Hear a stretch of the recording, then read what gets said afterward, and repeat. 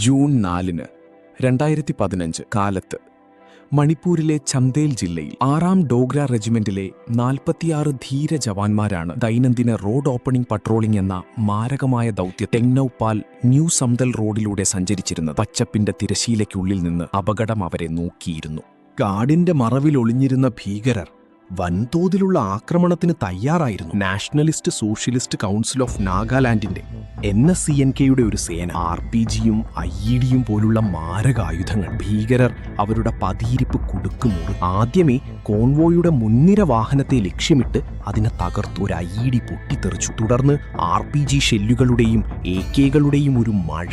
ചുറ്റിലും മരണം. പെട്ടെന്നുണ്ടായ ആ ആക്രമണത്തിൽ 18 ധീര ജവാന്മാർ വീരമൃത്യു വരിച്ചു. 11 പേർക്ക് പരിക്ക്. മോൾട്ടുക് താഴ്വരയിൽ നിന്ന് മടങ്ങുകയായിരുന്ന അവർ ജന്മനാടുകളിലേക്ക് തിരിച്ചെത്തുകയായി. പകരം അവർ അമരത്വത്തിലേക്ക് യാത്ര. നായിബ് സുബേദാർ രാം സിംഗ്, ഹവിൽദാർ പ്രകാശ് ചന്ദ്, ഹവിൽദാർ സത്പാൽ ഭാസി ഉത്തരാഖണ്ഡിൽ നിന്നും ഹിമാചലിൽ നിന്നും കർണാടകയിൽ നിന്നും ജമ്മുവിൽ അവരുടെ മുഖങ്ങൾ നഷ്ടപ്പെട്ടു. അവരുടെ സ്വപ്നങ്ങൾ മരിച്ചു. അവരുടെ കുടുംബങ്ങൾ അനാഥരായി. വാർത്ത ഡൽഹിയിലെത്തിയപ്പോൾ ഒരു തീജ്വാല പടർന്നു. ഒരു ദേശീയ നിലവിളി. പുതുതായി അധികാരത്തിലേറിയ നരേന്ദ്രമോദി സർക്കാർ ഒരു യുദ്ധക്കളിക്ക് തയ്യാറായി. എന്നാൽ ഇതൊരു സാധാരണ പ്രതികാരമായിരുന്നില്ല. ഇത് പ്രതികാരത്തിനപ്പുറമായിരുന്നു. ഇതൊരു നിലപാടായി. ഇതൊരു തുടക്കമായി. നമ്മുടെ സൈന്യം ഇത്രയും നാണം അവരങ്ങോട്ട് കടന്നു ചെന്ന് തിരിച്ചടി എന്നൊരു ചരിത്രപരമായ വാഗ്ദാനം. ആ തീരുമാനം ഭീകരരുടെ താവളങ്ങളിൽ ചെന്നിടിക്കണമെന്നായി. എവിടെയാണോ അവർ ഒളിച്ചിരിക്കുന്നത് അവിടെ അന്താരാഷ്ട്ര അതിർത്തികൾ ഒരു തടസ്സമായിരുന്നു. ജൂൺ 4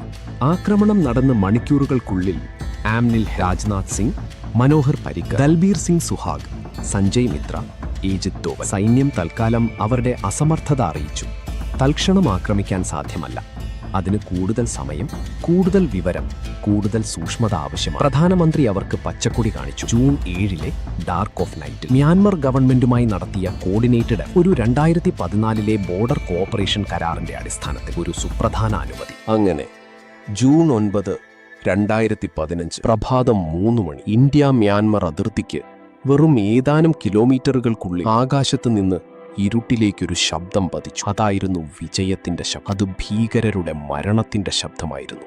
ധ്രുവ് ഹെലികോപ്റ്ററുകളിൽ നിന്ന് ഫാസ്റ്റ് ഡ്രോപ്പ് ചെയ്തവരായിരുന്നു 21 പാരാ സ്പെഷ്യൽ ഫോഴ്സിലെ 72 അതികായ കമാൻഡോ. അവരുടെ പക്കലുണ്ടായിരുന്നു അഡ്വാൻസ്ഡ് അസോൾട്ട് റൈഫിലുകൾ, റോക്കറ്റ് ലോഞ്ചറുകൾ, ഹാൻഡ് ഗ്രനേഡുകൾ, നൈറ്റ് വിഷൻ ഗോഗിളുകൾ. അവർ ഇന്ത്യൻ മണ്ണിൽ തന്നെ അതിർത്തിക്ക് അല്പം മുമ്പ് ലാൻഡ്. തുടർന്ന് അവർ കാട്ടിലേക്ക് ഇടതൂർന്ന വനങ്ങളിലൂടെ, ഇരുട്ടിലൂടെ 50 കിലോമീറ്റർ. അവരുടെ ലക്ഷ്യം NSCNKയുടെയും കാംഗ്ലേ യാവോൾ കന്നലപ്പിന്റെ KYKL 2 ക്യാമ്പുകൾ. ആ ക്യാമ്പുകൾക്ക് ചുറ്റും കമാൻഡോകൾ വലയം ചെയ്തു. ഒരു ഗ്രൂപ്പ് നേരിട്ട് ആക്രമിക്കാൻ, മറ്റൊന്ന് രക്ഷപ്പെടാനുള്ള വഴികൾ തടയാൻ. അടുത്ത് സാവധാനം, നിശബ്ദത, പിന്നെ ഒരാജ്ഞ.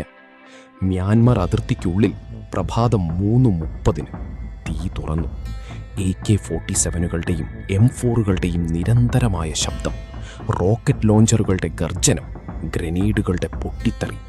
ഭീകരർ പകച്ചുപോയി, കാട്ടിലേക്ക് ഓടി. എന്നാൽ കമാൻഡോകളുടെ ബുള്ളറ്റുകൾ അവരെ കണ്ടെത്തി. ആ ആക്രമണം വെറും 40 മിനിറ്റ് മാത്രം. കേവലം 40 മിനിറ്റിനുള്ളിൽ 2 മുഴുവൻ ക്യാമ്പുകളും നശിപ്പിക്കപ്പെട്ടു. 38 ഭീകരർ കൊല്ലപ്പെട്ടു. 7 പേർക്ക് പരിക്ക്. ഇന്ത്യൻ വശത്ത് ഒരു ജീവനും നഷ്ടമായില്ല. കാത്തിരിക്കുന്ന 12ാം ബിഹാർ ബറ്റാലിയനിലെ ധീരരുടെ യൂണിഫോം ധരിച്ചിരുന്നു. അതവരൊരു സാധാരണ പെട്രോളിംഗ് തന്ത്രമായി മാറ്റി. ക്യാമ്പുകളിൽ തീ പടർന്നു. ആകാശത്ത് MI-17 ഹെലികോപ്റ്ററുകൾ സ്റ്റാൻഡ് ബൈയിലുണ്ടായിരുന്നു. എന്നാൽ അവയുടെ ആവശ്യം വന്നില്ല. 40 മിനിറ്റിനുള്ളിൽ ദൗത്യം പൂർത്തീകരിച്ചു. മ്യാൻമർ സർക്കാർ ഒരു വിവാദ പ്രസ്താവന ഇറക്കി. ഇന്ത്യൻ സേന ഞങ്ങളുടെ അതിർത്തി ലംഘിച്ച് ആക്രമണം നടത്തിയിട്ടില്ല. അവരൊരു രാഷ്ട്രീയ കളി കളിച്ചു. പ്രതികാര ഭീതിയാൽ അവർ നിഷേധിച്ചു. എന്നാൽ ഞങ്ങളുടെ പ്രദേശം ഭീകരരുപയോഗിക്കുന്നത് ഞങ്ങൾ സഹിക്കും. 2015 ജൂണിലെ ആ ആക്രമണം ഒരു തുടക്കം മാത്രമായിരുന്നു. തുടർന്ന് 2016 ഓഗസ്റ്റ് അതേ NSCNK ഗ്രൂപ്പ് വീണ്ടും സജീവം. ഇന്ത്യയെ വെല്ലുവിളിച്ചു. വിവരങ്ങൾ ലഭിച്ചു. ബോർഡർ പില്ലർ 151 സമീപം ചെൻമോഹോ ഗ്രാമത്തിന് സമീപം ഒരു പുതിയ ക്യാമ്പ്. ഈ പ്രാവശ്യം 21ാം പാരയ്ക്ക് പകരം 12ാം പാരാ സ്പെഷ്യൽ ഫോഴ്സ് യൂണിറ്റ് പോയി. അവർ രാത്രിയിൽ മാത്രം യാത്ര ചെയ്തു. അന്താരാഷ്ട്ര അതിർത്തി കടന്ന് മ്യാൻമറിൽ 100 കണക്കിന് മീറ്ററുകൾ അകലെ അകലെ ഒരു യുദ്ധക്കളത്തിൽ വെളിയം 3:30 രണ്ട് കക്ഷികൾ തമ്മിൽ വീണ്ടും ഏറ്റുമുട്ടൽ.